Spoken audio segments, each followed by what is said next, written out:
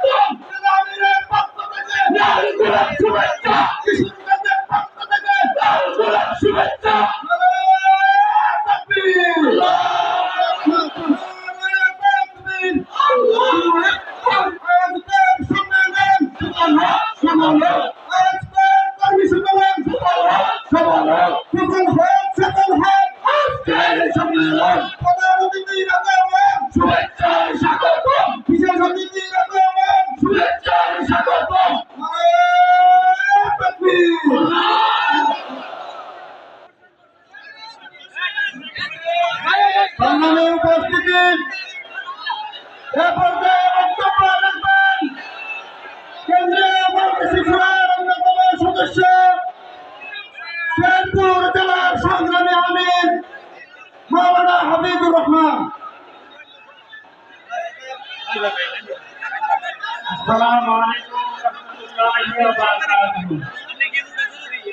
আজকের এই কর্মী সম্মেলনের সম্মানিত সভাপতি, মঞ্চে উপবিষ্ট প্রধান অতিথি, বিশেষ অতিথিবৃন্দ, আমার সামনে শহীদ কাফেলার কর্মী